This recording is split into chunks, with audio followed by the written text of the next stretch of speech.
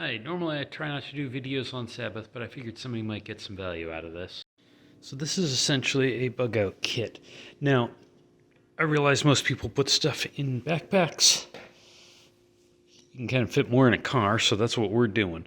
We basically, a while ago, decided all of our camping stuff we'd keep in boxes, so if for some reason you need to evacuate, hurricane, whatever, you can very quickly throw it in a car and get out of here. So I just want to kind of show you what's here. And some of it needs to be reorganized a little better. So first off, stove, little emergency kit. We'll talk about that in another video. And up here is the sleep system.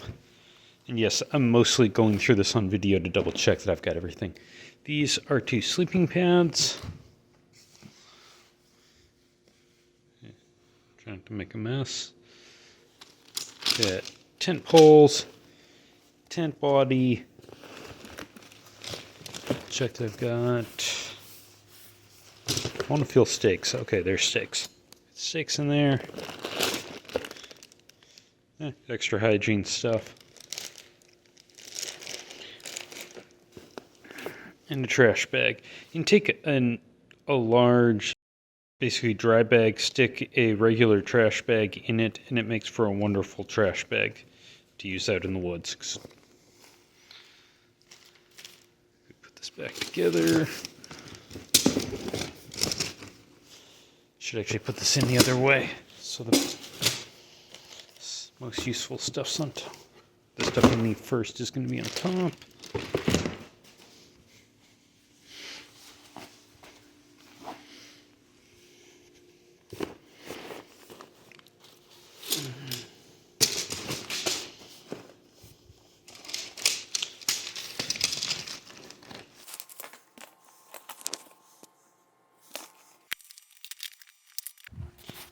Okay, next box is miscellaneous food stuff. We've got ramen, we've got some dehydrated food pouches.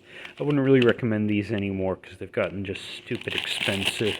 It's like $10 each now after COVID. Some sort of fancy drink. Of course, seasoning packets. Wet wipes,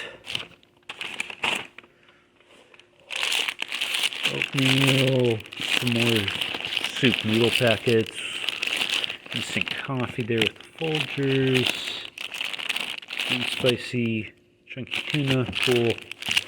Yeah, this is just all sorts of random food. I think you got oil in here. Yeah, oil and Taco Bell packets. Always important. At some point I should put the stove in there, but I don't think it'll fit at the moment, so that'll be something for later. Sleeping bag, and I've got a compression sack for it, so this could go in a backpack later if we really needed to do that. Store your sleeping bags loose so the loft stays there. Ideally hang them, but I'm just leaving this in here as loose as we can get it. If you compress them, they lose loft and they cease to be as warm as they should be. And it's pretty significant. So we're keeping that just sitting there loose. Okay, next one. We've got some miscellaneous stuff. The most important, we have toilet paper. Several rolls of that. Matches. A couple of these little emergency blankets. I'm not sure they're actually that much use, but you know, in an emergency, we could line the car with those. No idea what that is. Spare batteries, poop trowel, fuel for the stove, spoon and fork, a little ditty bag. We had toothpaste, toothbrush, that kind of stuff in there. More matches, more fuel. Probably way more. Oh, and spare batteries for headlamps and such.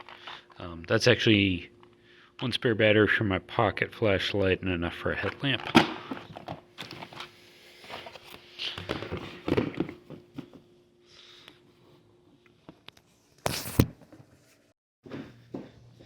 And ta-da, everything's loaded.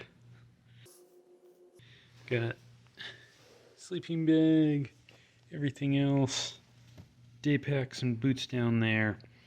Nice and quick. And if anyone's wondering why I'm loading all this stuff into the car Sabbath morning, we're actually going down to Corpus Christi to go to church and worship with one of my wife's friends.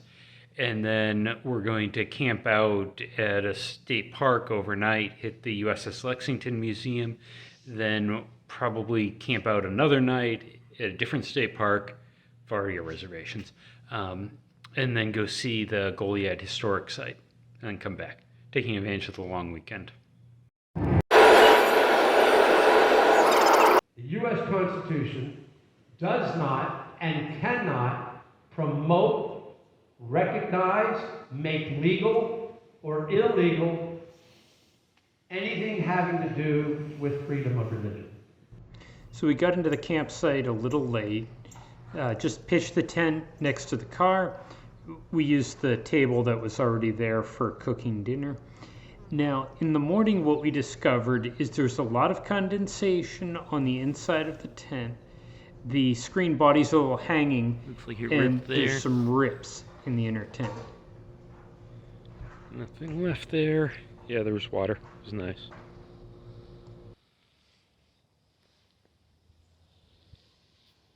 Let's go. The Lexington Museum is absolutely amazing. Yeah, they've got a lot of aircraft, as you can see here, but they also have a huge number of displays inside the ship. And this is part of the Spanish mission that was at Goliad.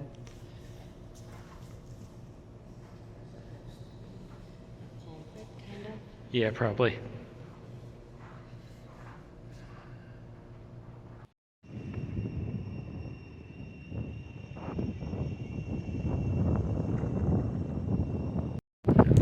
Okay, I'm back home. A couple months, a month has passed. So, I want to go over kind of what I learned out of this whole process. So, first off, our plans to go hiking Sabbath afternoon didn't happen. We ended up hanging out with some really, really cool people at lunch and spent the entire afternoon chatting with them. So, good opportunity to meet some cool people. Hopefully I get a chance to get out there again sometime soon to meet with them again. Anyways, that kind of interrupted our hiking. Saw the museum Sunday, and then Sunday night we basically decided we'd rather sleep at home instead of in a tent. But Saturday night we discovered my old backpacking tent, which is a Kelty Trail Logic TN2, had ripped in several places and bugs could get in. It wasn't really bad, but at the same time, it was a situation we kind of needed to fix. Conveniently, REI just discontinued their old tents, so the new model year tents came out, and I managed to pick up an REI Passage 2 tent for like $100 instead of the normal $200 they sell for. So, just to be straight up with this, I have no complaints about the Kelty tent. That thing has been used for nearly 7 years now. Literally all over the world. That's been used on multiple continents even. It hasn't had super heavy use in that time, but I can't really complain about the durability, and it could probably get patched and fixed, but it's not worth the effort to do all that sewing and find the patches and all that. Other thing that came out of this is I want my stuff much easier to load the car. So I've taken that big container that used to be a chicken brooder. Those are other videos if you want to see chickens. Let me open it up.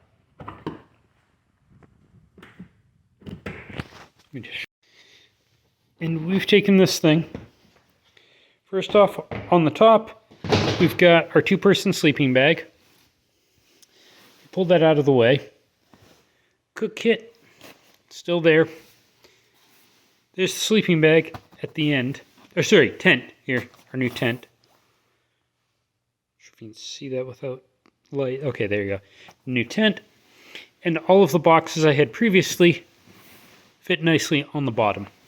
In this entire container, I could just grab the ends and throw it in the back seat of my wife's car. It would just slide right in there across the back seat, and we have all the stuff that was mentioned previously to basically go camping for a weekend. Now, with sleeping bags, in case you're not familiar with this, do not store them compressed in the stuff sack. I do have a compression sack there. I really could squeeze that down and throw it into a backpack to go backpacking with it again. But if you store it compressed, it doesn't quite pop back to the full, like this lofty, it doesn't expand. And when you lose that loft, you also lose warmth. So if you store your sleeping bag compressed and you've got like a 20-degree bag, when you uncompress it after a few years and actually use it, it's not going to be a 20-degree bag anymore. It'll be like a 40 or 50-degree bag.